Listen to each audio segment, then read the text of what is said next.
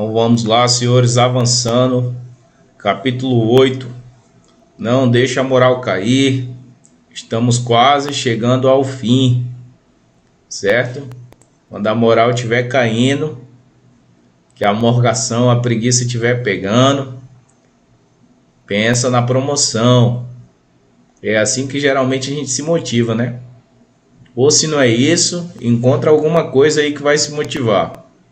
Pensa na mulher, no marido, nos filhos. Pensa nas férias. Pensa em alguma coisa aí que te motive. E levanta essa vibração e vamos embora. Capítulo 8. Gestão por resultados. A gestão por resultados surge como uma das respostas ao modelo da impessoalidade das normas. Outra característica do modelo burocrático, que por consequência da sua aplicação, acaba transformando um padrão descritivo de critérios que proporciona ao gestor a possibilidade de analisar o contexto e relações em um padrão prescritivo. Este padrão, por sua vez, aponta a alternativa supostamente correta. Nesse contexto, o elemento humano acaba em diversas situações sendo mal aproveitado, tanto em termos de conhecimentos ou habilidades como na sua criatividade. Conforme aponta Matias Pereira, o modelo predominante baseia-se na gestão pública burocrática. Por decorrência, acontece a acomodação de interesse dos membros das organizações. Então, quando a gente fala de gestão por resultados, a gente não tem como se focar na questão do modelo burocrático, né? A gente tem que focar na questão do modelo gerencial, onde tudo é aproveitado, cada parte da engrenagem, né? Quando eu falo cada parte da engrenagem, eu estou querendo me referir a cada servidor, a cada militar ali daquele batalhão, né? Buscando ali a questão da eficiência, da produtividade, de chegar ali no objetivo alcançado, né? Em relação às metas, tá? Então, o nosso foco aqui, quando a gente fala de gestão por resultados, a gente se refere à administração gerencial. Administração por gestão, gerencialismo, tá? A adoção da administração pública burocrática foi desenvolvida como forma de combater a corrupção e o nepotismo patrimonialista, acarretando na busca de maior controle. Então, quando saiu lá do primeiro modelo,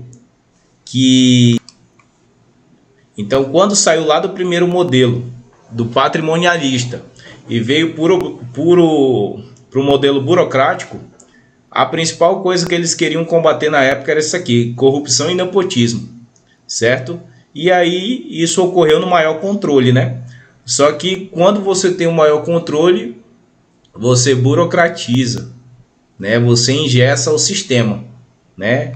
Acertou de um lado, mas quebrou do outro, né? Vamos dizer que ficou assim. A partir de então, a atribuição do funcionalismo público centrou-se no controle, perdendo a missão principal de servir os cidadãos, ou seja, o objetivo final, servir a sociedade, teve a sua importância reduzida frente ao meio, controle por intermédio da burocracia, certo? Então, a missão principal, que era servir os cidadãos, ficou de lado. E o principal, né, a meta foi o controle, de vez de ser o atendimento ao cidadão, né? O serviço à sociedade. Por outro lado, o novo modelo de administração pública, denominado administração pública gerencial, é centrado na identificação das necessidades do cidadão, aquilo que nós precisamos, né? Ajustamento às reais necessidades de modo a atender às demandas sociais, inclusive acompanhando as mudanças de contexto, né? Na administração pública gerencial, que eu já falei bastante aqui, ela tem que estar atenta, porque a sociedade ela vai evoluindo, ela vai mudando. E a administração pública gerencial, que é a que nós vivemos, elas têm que acompanhar essas mudanças, né? Senão ela fica para trás, caindo nos mesmos erros da burocrática e da patrimonialista, né? O foco nesse caso está em atender o trinômio: eficiência, eficácia e efetividade nas ações dos gestores públicos, no que diz respeito à utilização dos recursos para alcance de objetivos determinados. Então aqui a gente tem um quadrinho que vai ficar bem fácil a compreensão, né?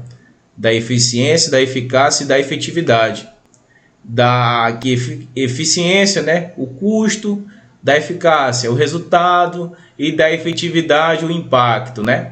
Então fica bem claro aqui que ele dá outros exemplos, né? Não vou citar todos, mas os senhores se debrucem aí para dar uma lida em todos. Mas aqui, esse quadrinho aqui a gente decidiu colocar porque ele fica bem autoexplicativo, né? São objetivos da administração pública moderna: a melhoria da qualidade de oferta de serviços à população, aperfeiçoamento do sistema de controle social, aumento da transparência, combate à corrupção, promoção da valorização do servidor, dentre outros. Matias Pereira, 2007. Então, a administração pública gerencial, a qual nós vivemos hoje, atualmente, ela busca isso aqui: melhoria da oferta de serviços à população, prestar um serviço de qualidade à população. A população não aceita mais ser tratada de qualquer jeito, e a administração pública gerencial entendeu isso, né? O setor público entendeu isso, o setor privado entendeu isso. Pode ser que um servidor ou outro ainda não faça o que tem que fazer, mas legalmente, doutrinariamente, a gerencial prima por isso aqui, tá? Aperfeiçoamento do sistema de controle social, aumento da transparência, né? Todo mundo ter acesso a tudo que está rolando, a tudo que está acontecendo, valores, processos e tudo mais. Combate à corrupção, né? A corrupção existe desde sempre, né, senhores? Falar igual minha avó, desde que mundo é mundo, né? O combate à corrupção, ele também está em todas as esferas, né? Tanto pública como privada, né? E aí vão procurando meios de combater cada vez mais a corrupção, né? Promoção da valorização do servidor público. Promoção da valorização. Quando ele fala de valorização, intrinsecamente a gente tem vários pontos a serem abordados aqui. Como que eu valorizo o servidor? Eu valorizo dando uma cadeira boa para que ele possa sentar, um computador bom para ele trabalhar, né? Uma mesa bacana, né? Tendo um relacionamento interpessoal bom, aumentando o salário dele, dando condições dignas de trabalho, né? Então a valorização do servidor, ela vai focar nessa questão, dentre outros que a gente poderia citar aí, tá? Então analisem um quadrinho aqui, ele é autoexplicativo, representando a eficiência, eficácia e efetividade. Logo, aspectos até então predominantes no ambiente empresarial / privado passam a fazer parte do ambiente da gestão pública. O atendimento deficiente das necessidades dos cidadãos gera a crise da relação entre a administração pública e o usuário de serviço. É lógico, né, senhores? É lógico que vai gerar uma crise. Você vai lá em alguma repartição pública para ser atendido. Além de você ser mal atendido, você não obtém aquilo que você quer. É lógico que vai gerar uma crise, né? Então, isso aí é uma dos focos da administração pública, né? De minimizar essa questão, o tempo e a qualidade do serviço. Para melhor compreensão daqui relatado, vejamos o quadro a seguir. Então aqui no quadrinho aqui, a gente tem de um lado burocrática, do outro a gerencial, certo? A burocrática apoia-se na noção geral de interesse público. A gerencial procura obter resultados valorizados pelos cidadãos, né? Para ficar bem claro, a gerencial vai se preocupar sempre com o cidadão, com a melhoria do serviço, com a qualidade, com o controle, certo? Burocrática garante o cumprimento de responsabilidade. Gerencial gera o accountability, que é a responsabilidade, e eleva as relações do trabalho. Burocrática obedece às regras e aos procedimentos. Gerencial compreende e aplica as normas e identifica e resolve os problemas. Então a gerencial sempre vai ser melhor, né? A gente analisa isso bem claramente. Burocrática opera sistemas administrativos. Gerencial separa serviços e controle, cria apoio para as normas, amplia a escolha do usuário, encoraja ações coletivas, cria incentivos, define e mede a análise e resultados, A burocrática concentra-se no processo. A gerencial orienta-se para resultados. A burocrática é autorreferente.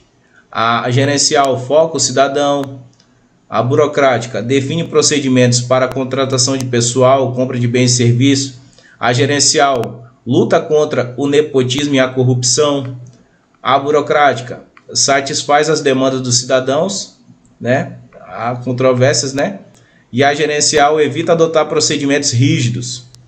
A administração burocrática controla procedimentos. A gerencial define indicadores de desempenho, utiliza contratos de gestão.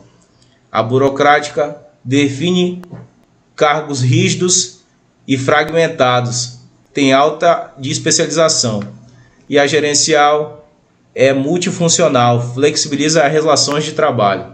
Então, lembrando que a gerencial é a que a gente está vivendo atualmente hoje. Pode não parecer em alguns setores da administração, né? Mas é o que a administração pública tem buscado hoje. A gestão gerencial, a administração pública gerencial, aquela que se preocupa com a qualidade dos serviços, com a eficiência, com a eficácia, que controla os indicadores, que faz a avaliação, que quer a participação dos envolvidos no processo. Isso aí é tudo administração pública gerencial, tá? Nesse sentido, verifica-se que a essência da gestão de resultados é a aplicação dos recursos de produção, sejam eles materiais, tecnológicos, humanos e financeiros, em convergência com os objetivos organizacionais. Numa sociedade com expressivas demandas sociais, particularmente no campo da saúde e assistência social, a gestão por resultados tem seu foco na aplicação de métodos e técnicas que busquem de maneira continuada a eficiência operacional e a eficácia das ações governamentais, né? Então, o que a gente tem falado desde o começo aqui, quando a gente se refere à administração pública gerencial, a eficiência, a eficácia, a qualidade, a gestão participativa, né? Esses pontos a gente tem frisado desde o começo, certo? Quando a gente se refere à administração pública gerencial, a gestão gerencial, certo? Então, avançando aqui, capítulo 9, indicadores de desempenho. Os indicadores de desempenho também são chamados de KPI. São métricas que quantificam sua performance de acordo com seus objetivos organizacionais. Então, indicadores de desempenho, o nome é bem claro, né? Vai avaliar o desempenho ali dos funcionários, dos servidores, né? Como que eles relacionado ali com a questão de eficiência, né? É uma ferramenta de gestão que permite analisar os resultados dos processos de forma mais direcionada.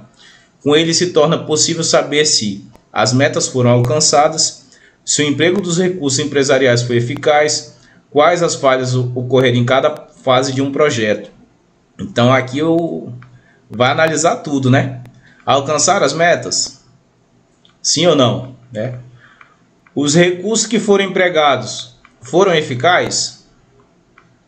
Quais foram as falhas que ocorreram? Né? Então, com essas 3 perguntas aqui, já matou a parada, né? Para que esses indicadores de desempenho tenham uma contribuição significativa no controle da empresa, primeiro é necessário entender o planejamento estratégico e ter objetivos claros na hora da definição das metas que devem ser alcançadas. Então, antes de tudo, né? O planejamento estratégico deve ser feito e apresentado. E outro, não é qualquer planejamento, ele tem que ter objetivos claros, porque senão vai comprometer a definição das metas. A partir daí, a elaboração e a gestão dos indicadores de desempenho podem ser direcionadas para o monitoramento da evolução dos resultados da empresa e servir como referência para o processo de tomada de decisão e a criação de estratégias de melhorias. Então, uma coisa está relacionada à outra, né, senhores? Tudo está relacionado. Se não tiver isso aí, não tem como ter uma gestão, não tem como ter uma análise, não tem como melhorar, não tem como fazer nada. Não tem evolução, né? Então, tudo segue uma sequência lógica, certo? Utilização de indicadores de desempenho. Existem diversos tipos de KPIs, né? KPIs é a sigla que que eles deram aqui para indicadores de desempenho, que fornecem uma série de informações que podem estar encaixadas em categorias. Dentre alguns deles podemos citar indicadores de produtividade, que podem estar relacionados à produtividade, hora barra colaborador, hora barra máquina, ou seja, estão ligados ao uso dos recursos da empresa com relação às entregas, né? Então, isso aqui é bem comum a gente ver, né? O meu salário é 5.000, né? E quanto cada hora minha vale, né? Hora barra colaborador, né? Às vezes o cara quer contratar um serviço de trator lá para a fazenda dele, para a chácara dele, né? Aí o cara do trator fala bem assim: ah, minha hora máquina é tanto, né? Ou seja, cada hora que ele trabalha com um trator é R$300, 400, 500, sei lá, algum valor, né? Então esses termos aqui são bem comuns, né?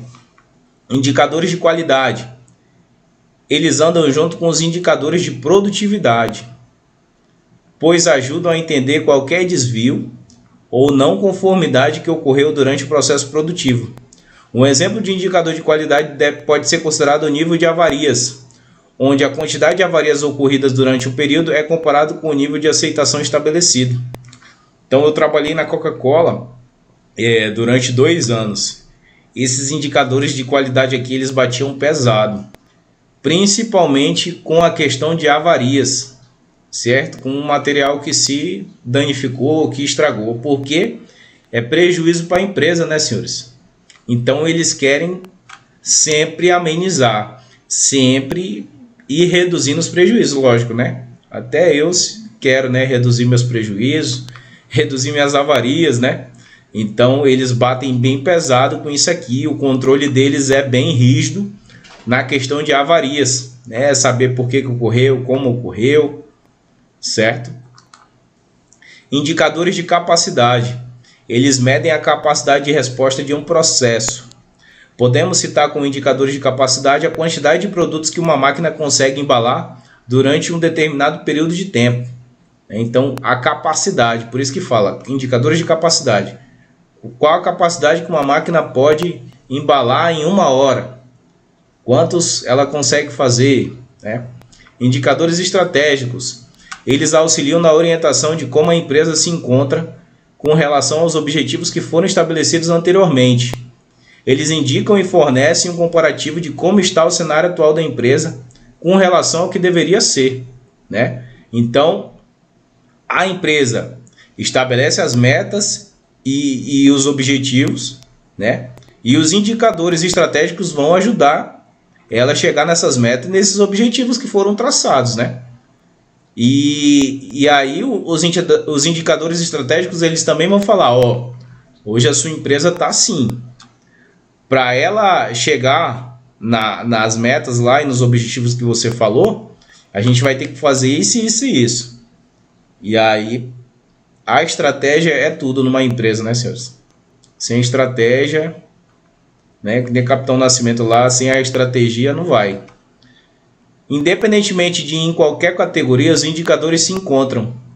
Eles são igualmente importantes, pois são eles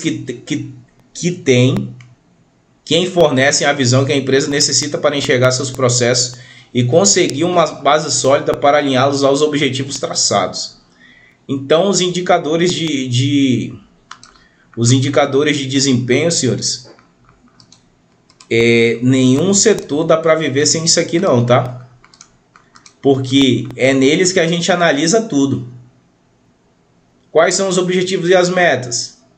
Ah, não está chegando por quê? Está faltando isso, está faltando aquilo. Tem uma falha aqui em tal lugar. E aí vai tentar sanar essa pane. Se não tiver esses indicadores aqui, fica muito complicado ter um avanço, certo? Chegar lá naquele objetivo traçado anteriormente, sem esses indicadores aqui. E é aquele lance que a gente falou no começo, né? Aquela questão da avaliação. Todos devem ser avaliados para que a gente possa evoluir. Senão a gente fica para trás, certo? Avançando então, senhores, capítulo 10, ele vai tratar da avaliação de desempenho individual e institucional. Então, os senhores já viram que bateu o capítulo passado a respeito de indicadores de desempenho e agora vem sobre a avaliação de desempenho individual e institucional, né? Ou seja, que todos devem ser avaliados para que a gente possa avançar, para que a gente possa evoluir, né? As falhas, os erros têm que ser apontados para que sejam corrigidos, né? Tudo em prol aí do bem comum, de oferecer um serviço de qualidade à comunidade, à sociedade, certo? A avaliação de desempenho é uma ferramenta indispensável no contexto organizacional, nas instituições públicas e privadas. É um instrumento de trabalho que se consolida como uma necessidade relacionada ao comportamento ético e institucional, especialmente para as organizações que atuam na esfera pública, que precisam dar uma resposta à sociedade dos resultados de suas ações, certo? Então, a avaliação de desempenho ela é uma necessidade, tá? Para que a gente possa avançar, tá? Buscando uma resposta à sociedade, tá? Prestando uma resposta à sociedade de bons resultados das nossas ações ali, me referindo a como o setor público. A avaliação de desempenho é uma ferramenta de gestão do poder organizacional relacionados ao atendimento dos objetivos da alta administração. Então, todo segmento, tanto público como privado, ele tem objetivos, né? E a avaliação de desempenho, ela vai dizer se a gente alcançou esse objetivo, se está quase, se está longe, como é que está. Se não fizer a avaliação de desempenho, não tem como saber. É o monitoramento das ações e atividades envolvidas para o cumprimento de sua missão institucional e da atuação do servidor em função das atividades que realiza, das metas estabelecidas, dos resultados alcançados e do potencial de desenvolvimento, certo? Então, é através da avaliação que tem o monitoramento. E aí a gente vai saber como que está a situação das metas, como que estão os resultados, como é que está o potencial dessa organização. É tudo através da avaliação. Infelizmente, na vida, a gente tem que ser avaliado em tudo, né, senhores? A avaliação é o único modo da gente saber se a gente está no rumo ou não, né? Se a gente aprendeu, se a gente absorveu. É assim na escola, é assim na faculdade, é assim aqui no curso de sargentos, né? A gente tem a disciplina e ao final dela a gente tem a prova, né? A avaliação, para saber se o negócio está no rumo ou não. É indispensável para as organizações que hajam comprometimento dos princípios de legalidade e eficiência na prestação de serviços ao cidadão. Então, o nosso LIMP aparecendo mais uma vez aqui, né? O L de legalidade e o E de eficiência, certo? O potencial de desenvolvimento é um processo que serve para julgar ou estimar o valor. A avaliação de desempenho é uma apreciação sistemática do desempenho de cada pessoa em função das atividades que ela desempenha e das metas e resultados a serem alcançados e da sua excelência e as qualidades de uma pessoa e, sobretudo, a sua contribuição para o negócio da organização. Chiavenato, 1999. Então, o Chiavenato também é um dos principais autores aí do direito administrativo, principalmente aí no que se refere à administração pública, né? Então, ele dá uma explicação bem simples aqui, né? Que serve para julgar ou estimar o valor. A avaliação é uma apreciação sistemática do desempenho de cada pessoa, né? Então, ele avalia cada pessoa, né?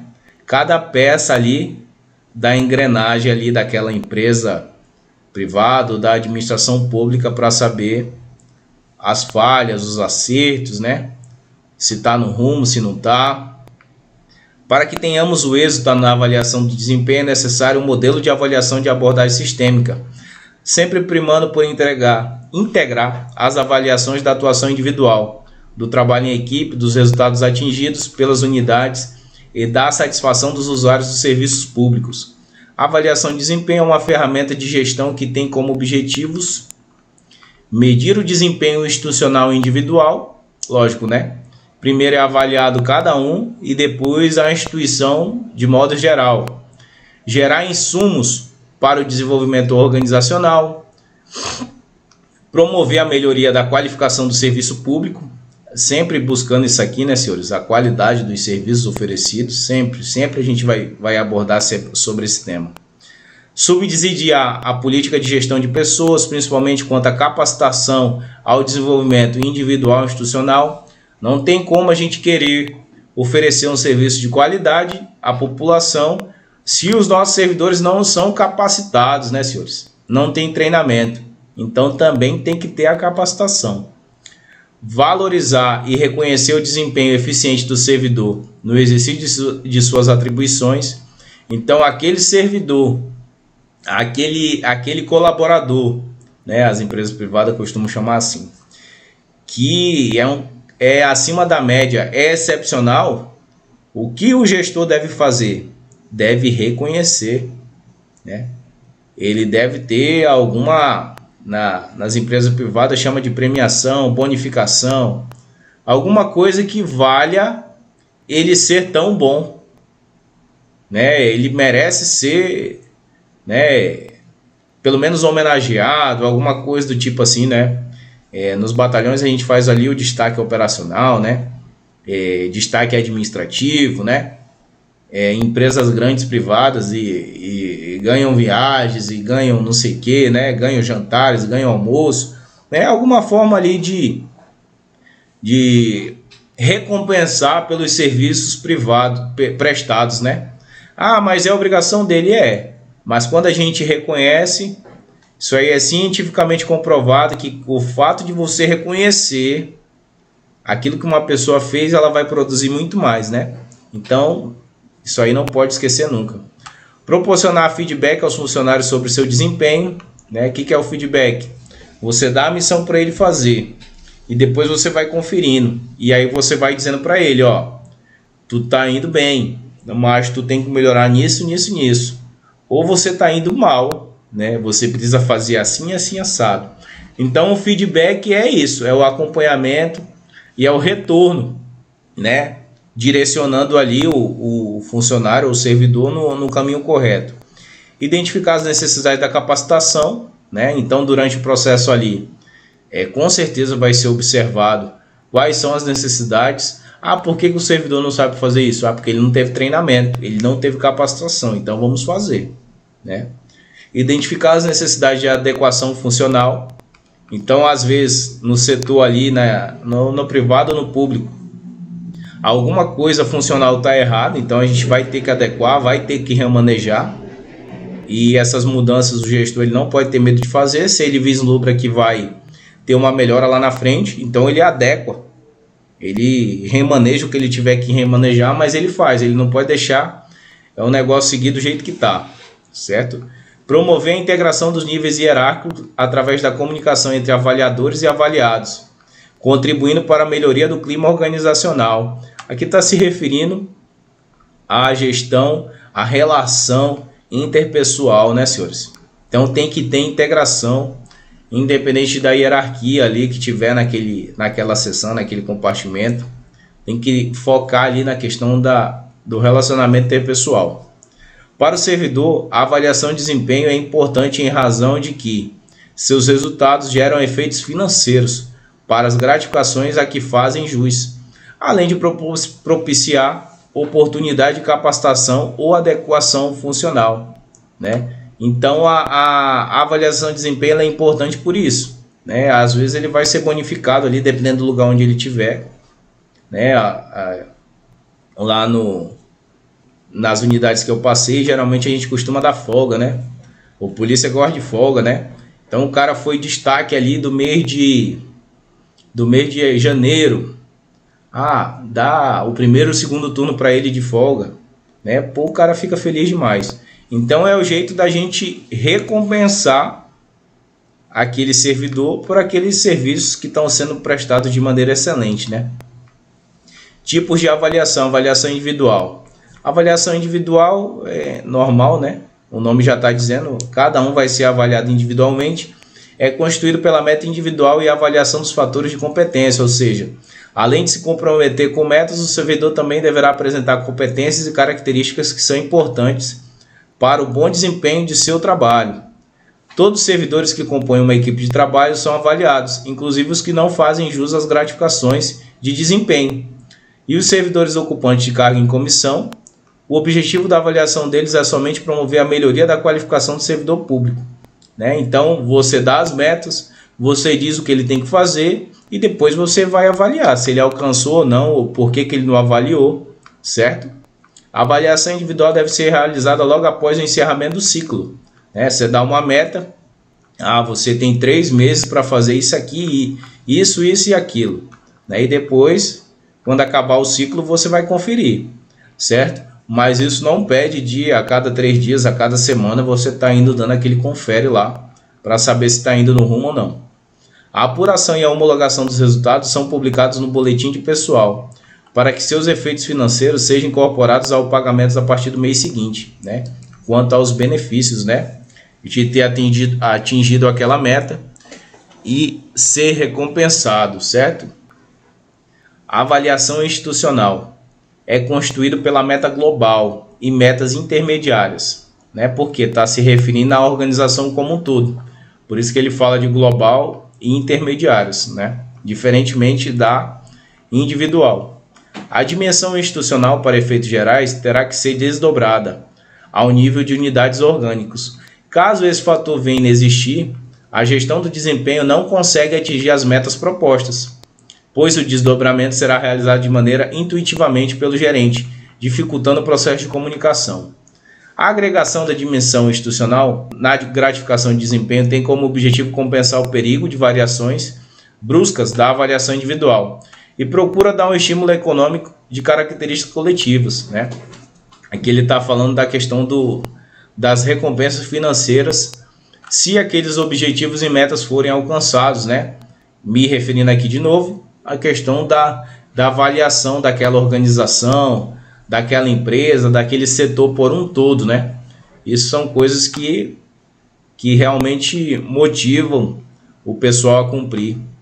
Eu lembro que quando eu trabalhei numa empresa aí do setor bem conhecida mundialmente, né? O pessoal ganhava viagens para o Canadá, viagem para Bariloche e ganhava TV, quando batia as metas de venda lá, as porcentagens, né?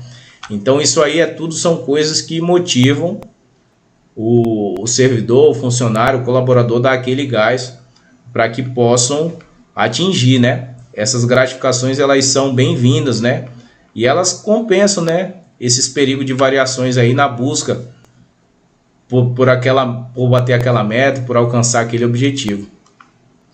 Avaliação das políticas públicas de construção de indicadores. No decorrer dos estudos, você aprendeu o conceito de políticas públicas, como se aplica, qual a finalidade de aplicação, dentre outras informações. Contudo, tem-se ainda algumas perguntas. Como avaliar as políticas públicas? Estariam surtindo o efeito desejado? Estariam sendo aplicadas de forma correta? O que são indicadores, para que servem? Enfim, passemos a conhecer um pouco mais acerca desses assuntos. Então, esses pontos aqui a gente já tratou, mas aqui a gente aprofunda mais um pouquinho, tá? Políticas públicas são empreendimentos governamentais complexos, desenhados para atender uma demanda social específicas, propostas em geral pelo Poder Executivo e discutido continuamente pelos poderes Legislativo, Judiciário e Ministério Público e operadores na ponta. No ambiente de operação das políticas e programas públicos, pois, bastante complexo, exigindo um conjunto amplo de estudos de avaliação para entendimento de seus efeitos direto e indireto para diferentes públicos-alvo. Então, esses programas políticos públicos, né, vamos dizer assim, eles não podem ser feitos de qualquer jeito, né? Eles têm que ter estudos ali que antecedem, né, as vantagens, desvantagens, os impactos, né, a questão financeira também, dependendo ali. Então tem que ter estudos. Se for feito sem estudos, certamente irá acarretar problemas ali para a administração, tá? Tem que ser estudos e estudos detalhados, né? Tem que colocar o pessoal em campo para realmente analisar ali se é viável ou não, se é execuível, né? Sistemas de monitoramento e avaliação constituem-se em processos articulados de levantamento, organização e disseminação de informação e conhecimento para o ciclo de gestão públicas e programas públicos, dirigidos a subsidiar o aprimoramento de seu desenho e a sua gestão, garantir mais transparência da ação governamental e prover evidências do mérito e efetividade de políticas e programas, né? Olha só que interessante essa parte aqui. Subsidiar o aprimoramento de seu desenho e sua gestão, né? Aprimoramento, né? Qualidade. Garantir mais transparência. Um dos focos, né, da administração. E prover evidências do mérito e da efetividade de políticas e programas. Se o programa não for efetivo, não tem por que ele existir, né, senhores? Não tem porquê. O programa ele tem que ser efetivo.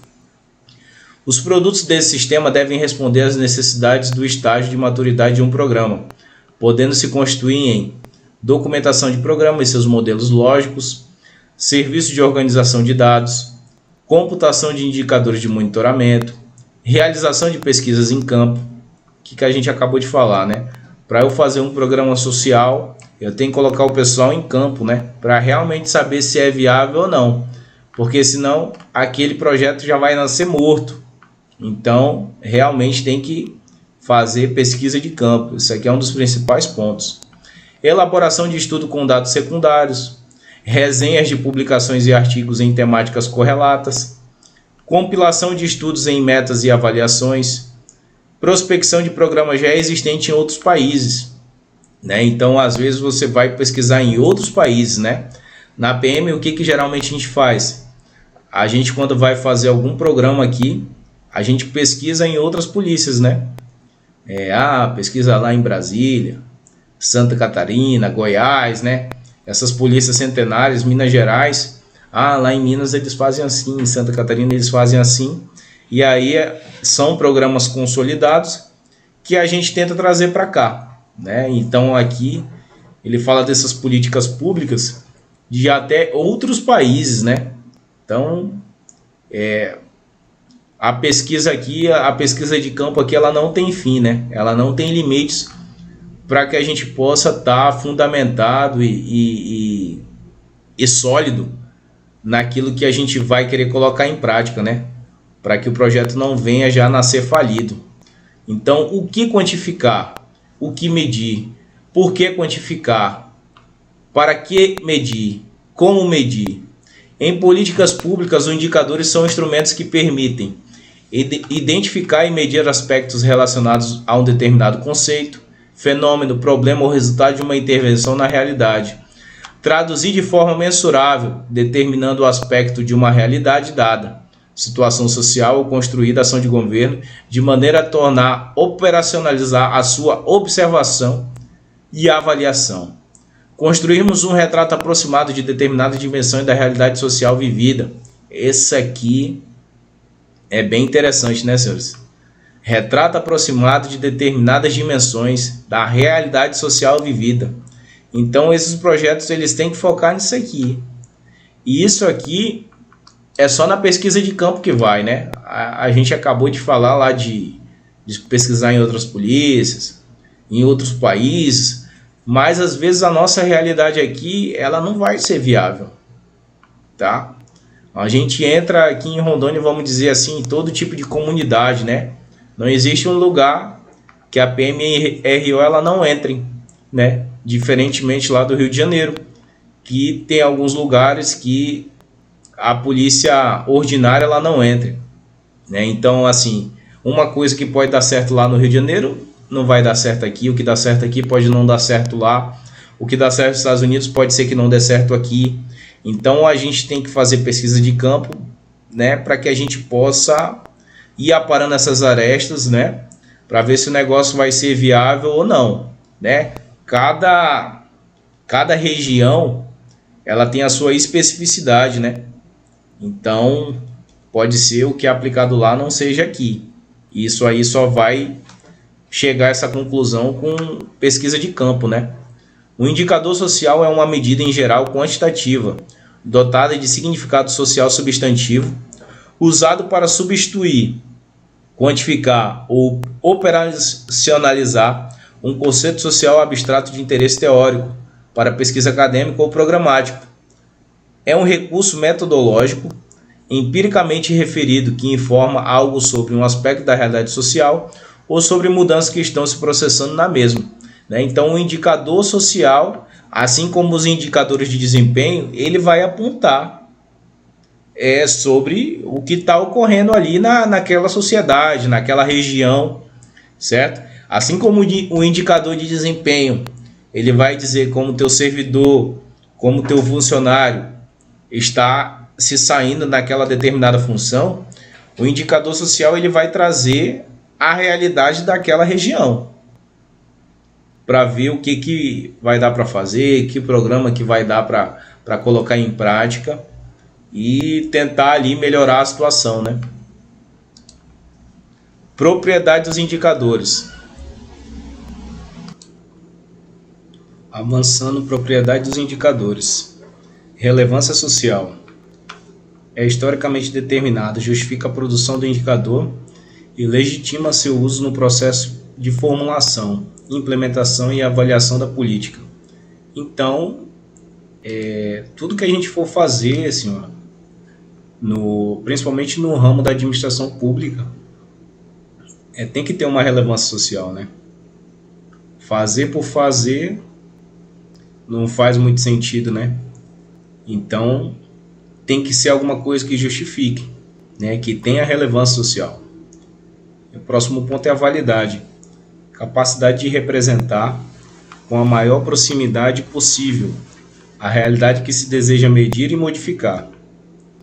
O indicador deve ser significante ao que está sendo medido e manter essa significância ao longo do tempo. Ou seja, tem que ter a validade, né?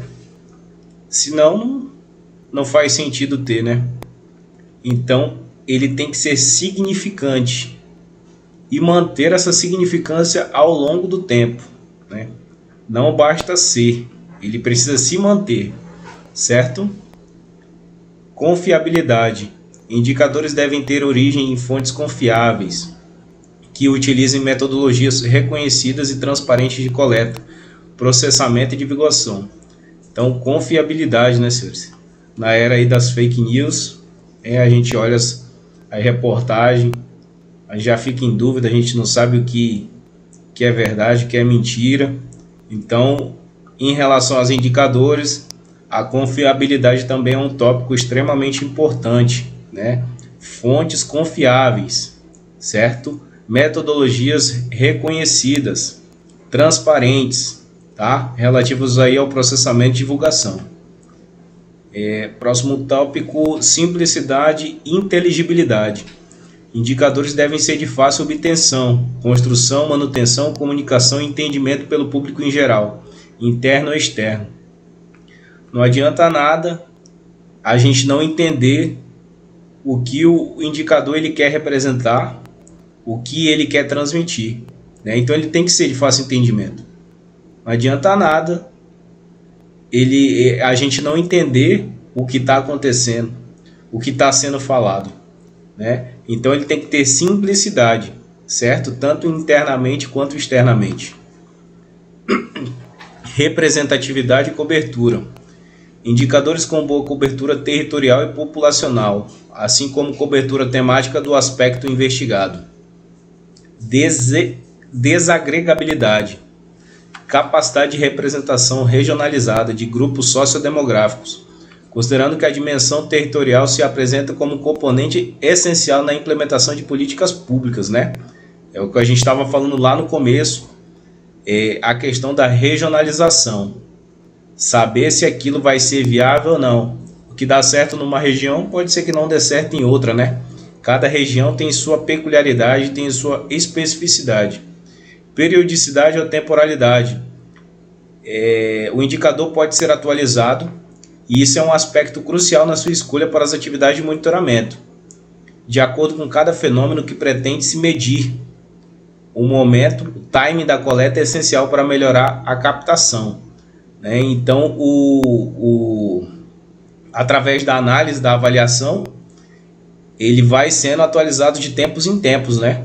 Isso aí se refere à temporalidade e periodicidade, ou seja, de tempos em tempos, a cada 10 dias, 20 dias, ele é avaliado para saber se ele está no rumo certo. Sensibilidade, capacidade que o indicador possui de refletir tempestivamente as mudanças decorrentes das intervenções realidades, né? Então, assim, o indicador ele tem que refletir isso aqui.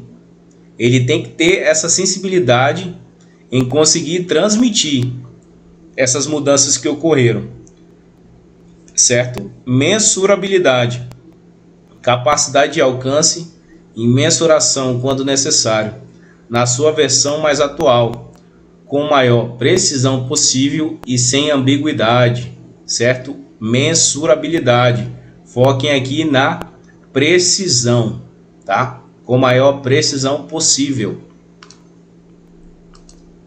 Economicidade, o nome já está bem explicativo, né? Custos médios, né? A relação entre os custos de obtenção e os benefícios advindos deve ser mais favorável. Lógico, né? Gastar o menor valor possível para obter o resultado que a gente espera. Isso aí é a economicidade. Estabilidade barra comparabilidade. Capacidade de estabelecimento de séries históricas estáveis, que permitam monitoramentos e comparações. Então, de tempos em tempos, tem que ser monitorado, né? E aí é feitas as comparações, né? Comparar um ano com outro, um semestre com outro semestre, um trimestre com outro trimestre, um bimestre com outro bimestre, né? Essas comparações, esses monitoramentos que fazem a evolução acontecer. Se não tem o monitoramento, se não tem a comparação, não tem como evoluir, certo? E no mês de maio a gente caiu, mas no de junho a gente teve uma alta, o de julho permaneceu, em agosto a gente já teve uma queda, mas em setembro a gente recuperou. Então, esses indicadores eles trabalham dessa forma, certo? Analisando, monitorando, comparando.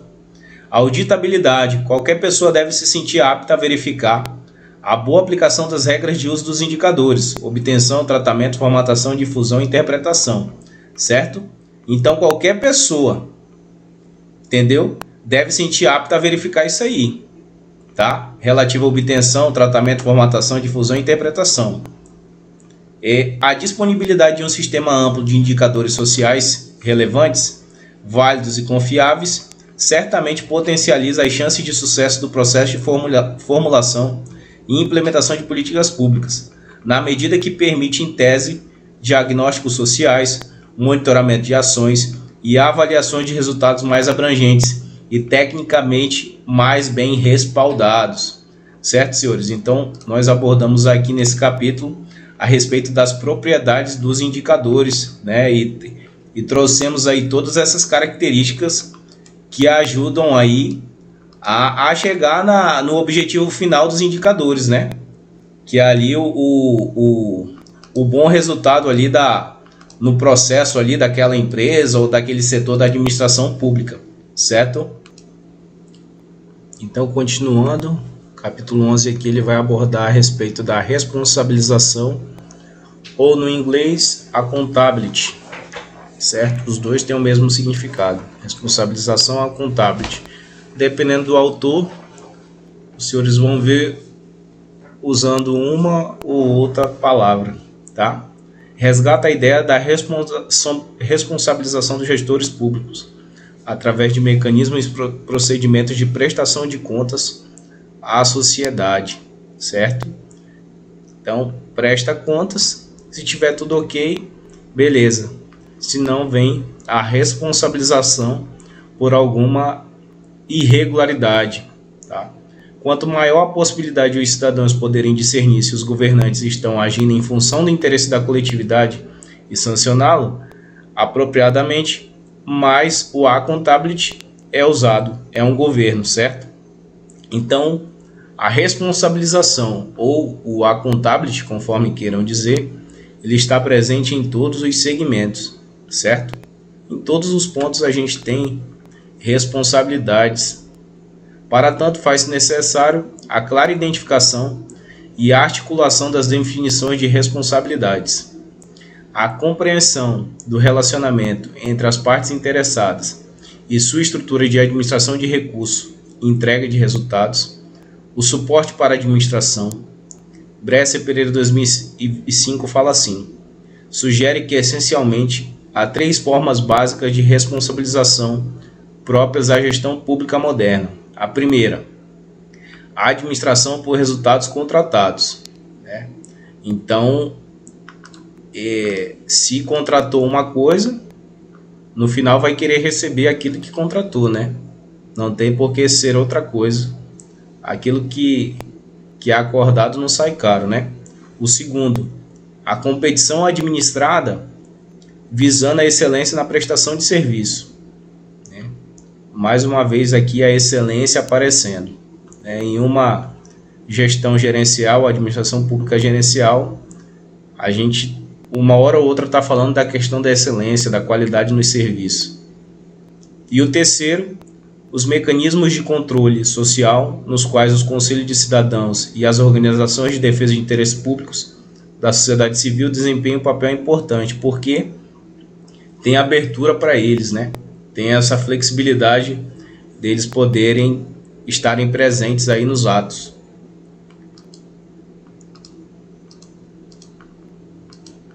No entanto, visando sua implementação, Matias Pereira 2007 ressalta aqui: em governo descentralizado, torna-se mais fácil introduzir o accountability, ou seja, a responsabilização, bem como a participação dos cidadãos nas políticas públicas, uma vez que os cidadãos têm maiores chances de participar ativamente das decisões que afetam a sociedade, da qual fazem parte de modo geral.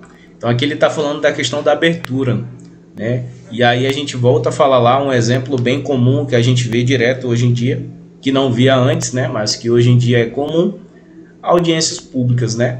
Direto a gente vê uma audiência pública ou outra aí, o povo sendo convidado para estar participando, para estar ouvindo a opinião da comunidade. Segundo Melo 2007, para que a responsabilização seja aplicada de forma efetiva, devemos observar que as dificuldades de responsabilização também se potencializaram em ambientes institucionais marcados pela multiplicidade de pontos de veto. A ideia de responsabilização e, por consequência, maior ética, passa pela conscientização dos gestores e servidores públicos no atendimento aos valores primários do Estado, o atendimento das necessidades dos cidadãos, de modo claro e transparente, que permita o envolvimento de seus usuários, os cidadãos, no processo da gestão. Então, mais uma vez, a administração pública gerencial ou gestão gerencial vem falar dos valores primários do Estado, né? Atendimento das necessidades dos cidadãos. Mas não é só atender a necessidade dos cidadãos, é atender com qualidade, é atender com eficiência, é atender nesses padrões. Só atender não compensa, porque se só atender a necessidade dos cidadãos, a gente volta lá para o primeiro modelo onde começou a administração patrimonialista, né? Ou a gente fica emperrado na burocrática. E o que nós queremos é a gerencial, né? Que a gerencial tenha eficiência, tenha a celeridade, tenha a qualidade, de modo claro e transparente, que permita o envolvimento de seus usuários, né? Transparência. Todos terem acesso ao que está acontecendo, aos procedimentos, exceto quando eles exigirem, né, o sigilo, a confidencialidade. Mas se não, todos nós teremos acesso a tudo que está acontecendo ali. Por fim, cabe enfatizar que a responsabilização trata de um meio para lutar contra a corrupção, visando a moralidade, uma vez que, tornando a atribuir responsabilidade, há maiores chances de construir a confiança do público para com o governo. Então ninguém aguenta mais ver corrupção, né, nos órgãos. Então isso aqui também é uma das premissas básicas aí da administração: lutar contra a corrupção, visando sempre aí a questão da moralidade, né? Ter o respeito da comunidade, né? Tentando extirpar a corrupção ali da administração pública. Continuando aqui, governança pública versus gestão pública. A governança no setor público compreende essencialmente os mecanismos de liderança, estratégia e controle postos em prática para avaliar direcionar e monitorar a atuação da gestão, com vistas à condução de políticas públicas e à prestação de serviços de interesse da sociedade. Vocês observem que em nenhum momento a gente viu a questão de chefia, né? A gente vê sempre a questão da liderança, né? Que a liderança ela tem outros valores intrínsecos relativos ao relacionamento interpessoal, a motivação, a reconhecimento. Então isso aqui também vai estar implicitamente aqui também. A governança de uma organização pode ser avaliada ao se verificar suas ações, se as suas ações buscam a legalidade, economicidade, execução, eficiência e eficácia. Tudo isto é avaliado através de indicadores de efetividade, objetivando o reconhecimento nacional de excelência em sua área de atuação. Então, conforme a gente já vem falando, todo mundo é avaliado individualmente ou de forma geral, né? Avaliando toda aquela organização, mas ninguém escapa da avaliação, né? E aí são verificadas várias situações, né? Entre elas aqui o nosso LIMP, né? Que a gente já falou lá atrás, começando aqui pela legalidade, depois economicidade, depois eficiência, eficácia e execução. Então somos avaliados em todos os quesitos. Governança e gestão são funções complementares.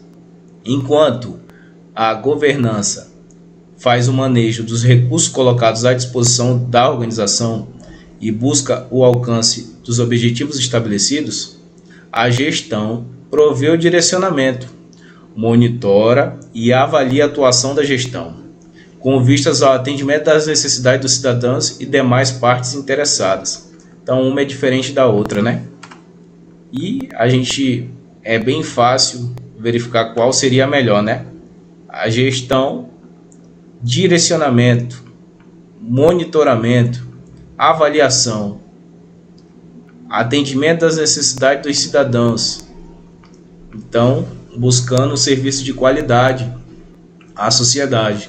Lembrando que, quando não estamos em nossas funções, somos cidadãos, né? E aí a gente vai querer receber um tratamento de qualidade, um tratamento digno, né? Por isso que esse é um dos pilares da administração gerencial. Assim, uma das principais diferenças entre a governança e gestão é que a primeira tem instâncias internas e externas, enquanto que a segunda é sempre interna. Então, a gestão é sempre interna.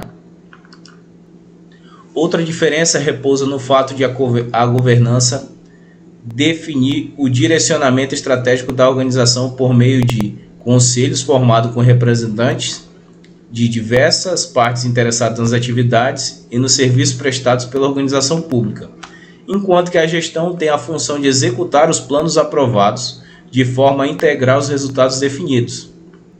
São funções da governança: definir o direcionamento estratégico, supervisionar a gestão, envolver as partes interessadas, gerenciar riscos estratégicos, gerenciar conflitos internos, auditar e avaliar o sistema de gestão e controle e promover o accountability, ou seja, a responsabilidade, prestação de contas e responsabilidades e a transparência, né?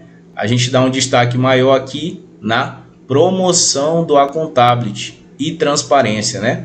Prestação de contas e responsabilidades. São funções da gestão: implementar programas, garantir a conformidade com as regulamentações, revisar e reportar o progresso de ações, garantir a eficiência administrativa, né? Aqui o nosso LIMP de novo, né? Se não tiver eficiência é porque não é gestão. Uma das marcas da gestão, da administração gerencial, é a eficiência. Manter a comunicação com as partes interessadas e avaliar o desempenho e aprender, né? Outro ponto marcante aqui da administração gerencial é a avaliação. Todos nós somos avaliados, né? Individualmente e geralmente. A gente diz na visão macro como um todo, certo? Gestão de banco de dados. Aqui é mais superficial porque ele já entra mais, já aprofunda muito, né? E aqui não é o nosso objetivo, tá? Então aqui é superficial. O banco de dados são um conjunto de arquivos relacionados entre si com registros sobre pessoas, lugares ou coisas. Então toda empresa privada, administração pública, cada setor ali, ele tem o seu banco de dados, né? E esse banco de dados ele deve ser gerido ali por pessoas qualificadas. Então são coleções organizadas de dados que se relacionam de forma a criar algum sentido e dar mais eficiência durante uma pesquisa ou estudo. Então a função do banco de dados é essa aqui, dar mais eficiência durante uma pesquisa ou estudo, certo? Se não tiver a gestão do banco de dados, certamente a eficiência vai falhar, tá? São operados pelos sistemas gerenciadores de banco de dados, SGBD, que surgiram na década de 70. Antes disso, as aplicações usavam sistemas de arquivos do sistema operacional para armazenar suas informações. Na década de 80, a tecnologia utilizada, SGBD relacional, passou a dominar o mercado e atualmente utiliza-se praticamente apenas ela. Então, desde a década de 80, ela está por aí. Um sistema de gerenciamento de banco de dados é um conjunto de programas de software que permite aos usuários criar, editar, atualizar, armazenar e recuperar dados em tabelas de bancos de dados. São configurados e gerenciados por meio das linguagens de programação, como JavaScript, SQL, PL, SQL, entre outros. Tá? Aqui são os principais sistemas de bancos de dados. É de suma importância a segurança dos dados. Estas precisam ser reforçadas tanto física, que é a própria integridade do hardware e da local de armazenamento da informação, quanto digital, que trata dos dados de software. Para isso existem controles de acesso e mecanismos de defesa contra invasões e rupturas, né? Esses tempos agora os hackers estão em foco, né? Então, se não tiver a segurança relativa ao banco de dados, certamente os dados vão vazar, né? E aí quando a gente fala de administração pública, a gente está falando dos dados pessoais dos servidores, né? Contra-cheque, endereço, informações sobre dependentes, até algumas informações que por vezes elas são sigilosas ou confidenciais, né? Então se a segurança aí do banco de dados falhar, certamente nós teremos prejuízos grandes aí, tanto para a administração quanto para os seus servidores, tá? Tipos de bancos de dados. O primeiro que a gente tem aqui é o plano. Ele consiste de matrizes simples, bidimensionais, compostas por elementos de dados, inteiros, números e números reais. Este modelo plano é a base das planilhas eletrônicas. Então as planilhas eletrônicas utilizam esse modelo chamado plano. O segundo modelo que a gente tem aqui é o hierárquico. É uma variação particular do modelo em rede. Limita as relações a uma estrutura semelhante a uma árvore, né? Hierarquia, tronco, galhos e etc. Né? Ao invés do modelo mais geral direcionado por gráficos. Então aqui não trata de gráficos, né? Mas ele utiliza hierarquia similar a uma árvore. Em rede. O modelo em rede permite que várias tabelas sejam usadas simultaneamente, através do uso de apontadores ou referências. Algumas colunas contêm apontadores para outras tabelas ao invés de dados. Assim, as tabelas são ligadas por referência, o que pode ser visto como uma rede. Orientada a objetos. Capaz de lidar com muitos novos tipos de dados, incluindo gráficos, fotografias, áudios e vídeos. Banco de dados orientados a objetos representa um avanço significativo sobre seus primos. Por outro lado, uma base de dados de objetos pode ser utilizada para armazenar os dados a partir de uma verdadeira fonte de multimídia, tais como fotografias e texto, produzir como saída um formato multimídia.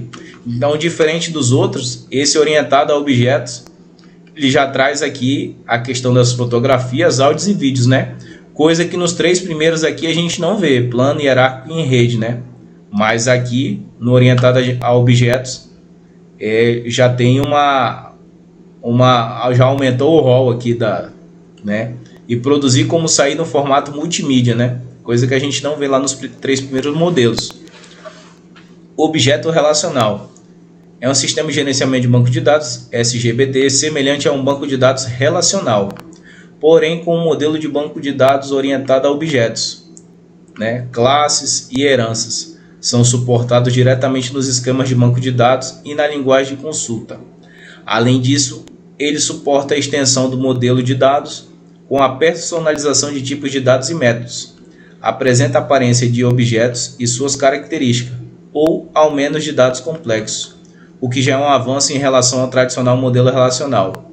Como exemplo de aplicações que se utilizam dessa tecnologia, no caso aqui o objeto relacional, destaca-se software de armazenamento de imagens obtida por satélites, projetos de arquitetura, mapas geoespaciais e relevos. Então aqui o objeto aqui relacional já é bem completão, Pegando aqui satélite, arquitetura, mapas geoespaciais e de relevo, certo? Relacional. Em bancos de dados relacional, a relação entre as tabelas de dados é relacional. Bancos de dados relacionais conectam dados em tabelas diferentes, usando elementos comuns de dados ou em campos-chave. Dados em bancos de dados relacionais são armazenados em tabelas diferentes, cada uma com um campo-chave que identifica cada linha ou registro. Bancos de dados relacionais são muito mais flexíveis do que as próprias estruturas de dados hierárquicos ou rede. Em bancos de dados relacionais, a ligação entre as tabelas são chamadas de relações. As tuplas designam uma linha ou registro, e as colunas são referidas como atributos ou campos. Hoje em dia, os novos sistemas de base de dados são quase exclusivamente do tipo relacional. A título de exemplo, em nossa corporação PMRO, temos algumas dessas aplicações, como o SIGA. Então, o SIGA é relacional. O SIGESPON, que ficou para trás, ele provavelmente seria esse em rede aqui, pela descrição. Mas o SIGA, que é o nosso completão aí, que tem tudo, ele é considerado esse aqui, relacional, tá? Avançando aqui então, trataremos agora de gestão de clima organizacional.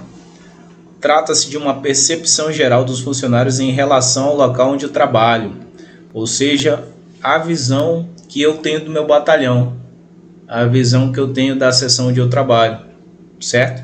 Levando em conta vários aspectos, como a relação com os colegas e lideranças, as estruturas físicas e tecnológicas, os processos, as práticas, as políticas e também os salários, os benefícios e oportunidades abertas pela organização. Ou seja, é uma visão geral de como aquele funcionário, de como aquele militar, de como aquele servidor, ele analisa o local onde ele trabalha. O clima organizacional compõe assim um ambiente organizacional que pode ser considerado satisfatório, estimulante ou desmotivador. Então ele traz essas três opções aqui para aquele servidor poder escolher, satisfatório, estimulante ou desmotivador. A gestão de clima organizacional permite aos chefes apurar o real estado do ambiente interno da organização, identificando problemas que podem causar mal-estar e propondo linha de ações estratégicas para alavancar o clima e, consequentemente, deixar que colaboradores se sintam importantes diante da empresa. Então, através da pesquisa aqui com os funcionários, o resultado vai ser passado para os chefes, para os líderes ali da organização, e aí ele, sabendo daqueles problemas que estão sendo relatados ali pelos funcionários, ele vai tentar eliminar esses fatores que estão causando mal-estar e propondo estratégias ali para dar levantada no clima organizacional, para conseguir atingir os resultados que ele almeja, as metas, os objetivos, Às vezes os servidores não estão sendo reconhecidos, às vezes são pequenas coisas que podem ser consertadas rapidamente, Com isso, a equipe se sente mais motivada para vestir a camisa da organização e buscar resultados melhores para todos. São inúmeros os benefícios encontrados através da atitude da empresa em aplicar o conceito de gestão de clima organizacional, ou seja, de saber a visão dos funcionários em relação à empresa que eles estão trabalhando.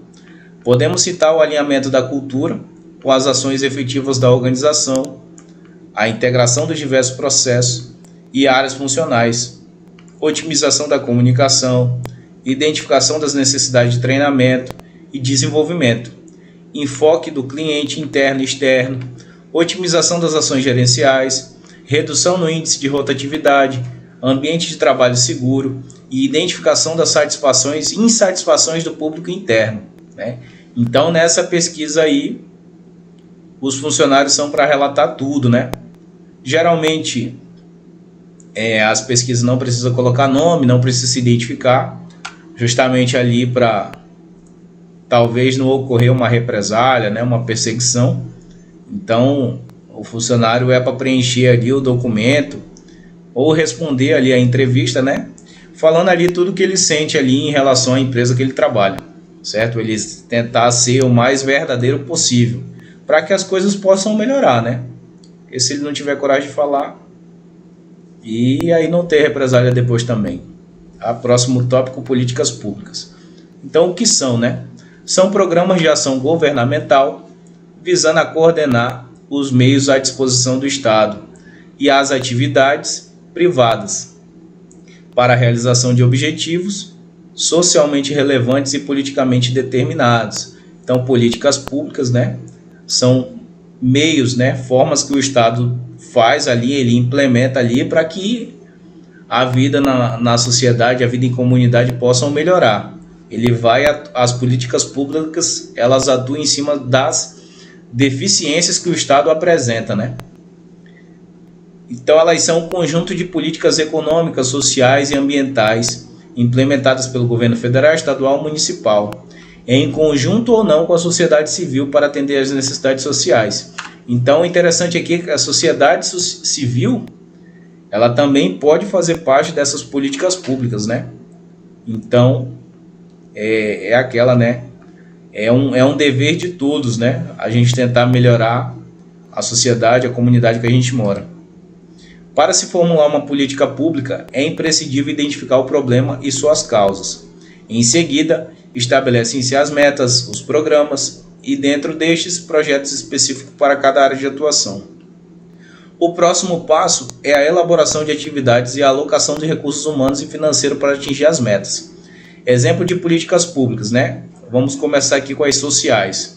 Social, a gente tem educação, saúde, segurança, cultura, transportes, habitação, crianças e adolescentes, né? Aqui, habitação, no caso, Minha Casa Minha Vida, né? Seria aqui. Entre vários outros exemplos, né? Políticas estruturais, indústria, agricultura, reforma agrária, ambiente, energia, né?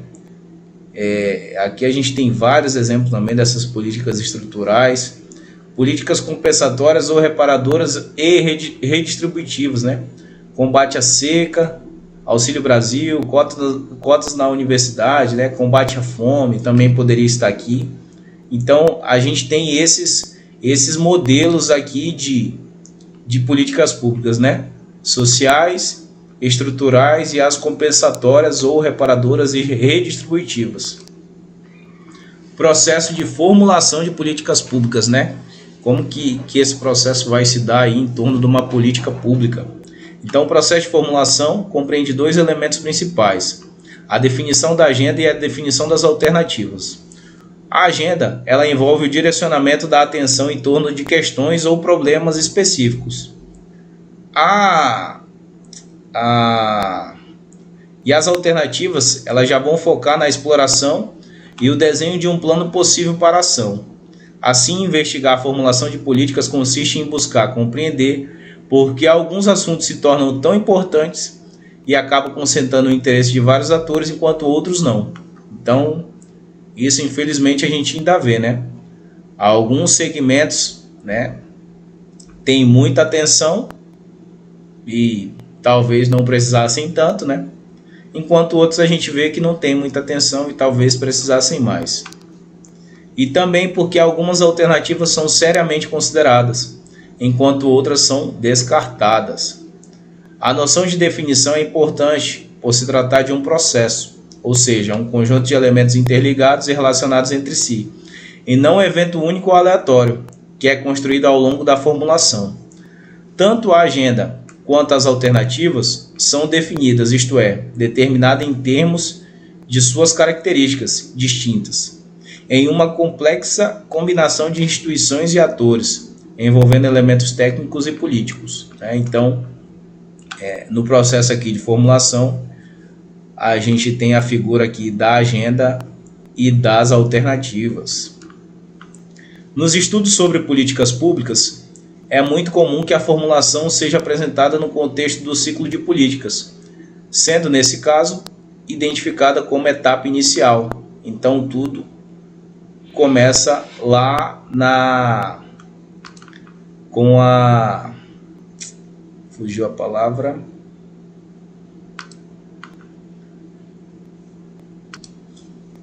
Então, tudo começa lá com a agenda, né?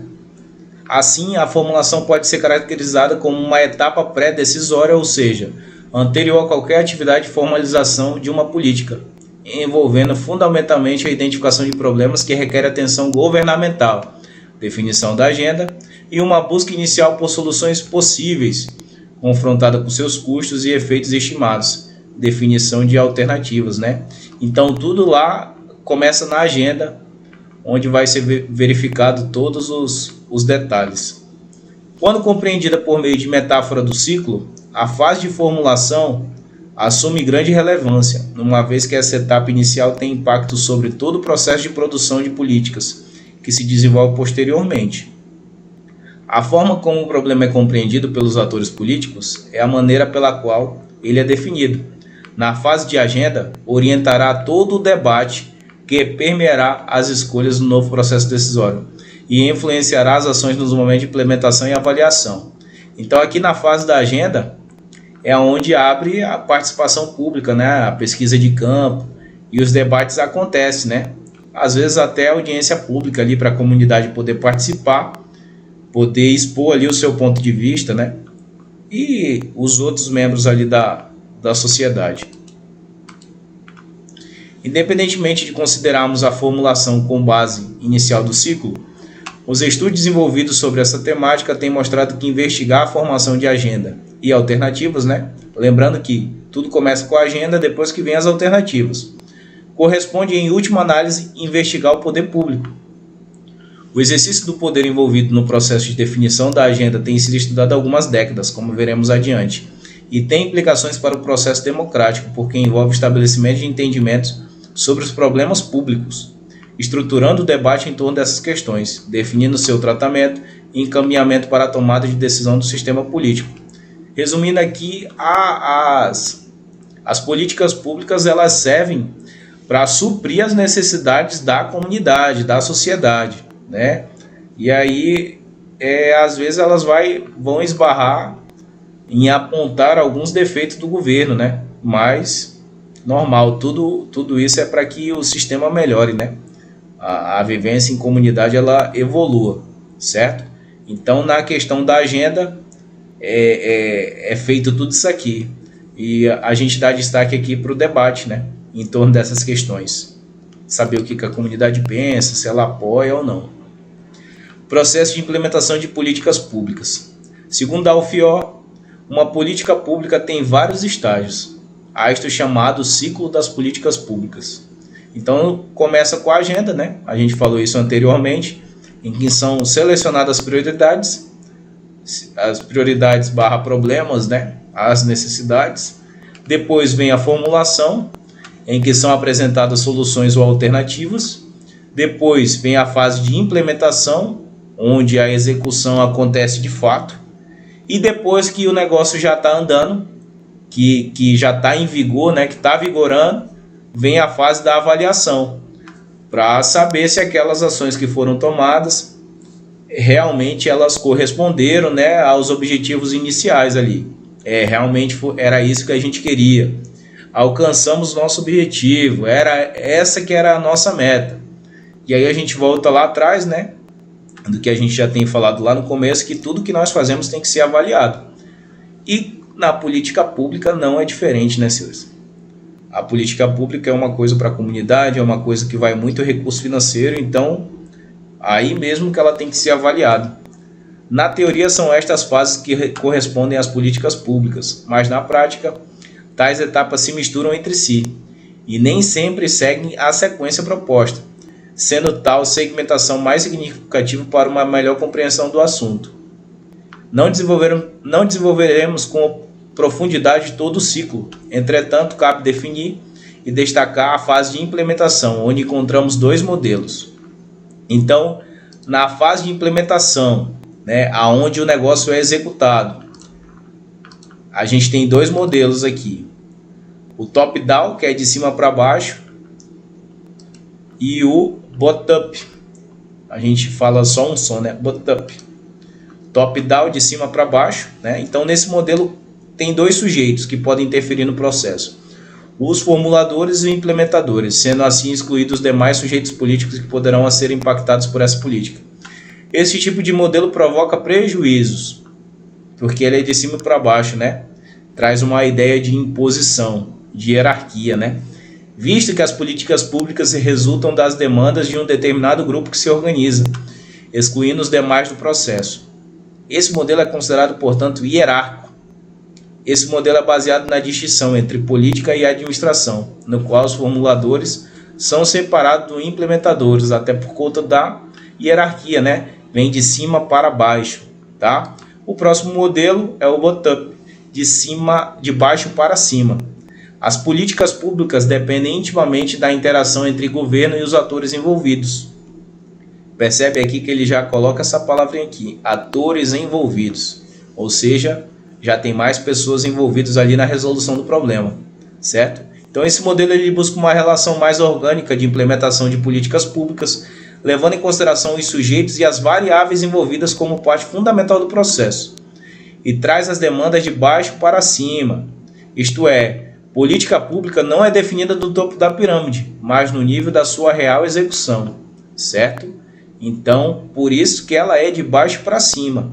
Na hora da execução, é avaliado isso aqui, tá? O ideal é que ela seja de baixo para cima, para ver como é que está ali na questão da execução. Pressupõe-se que a política não é definida no topo da pirâmide, mas no nível da execução.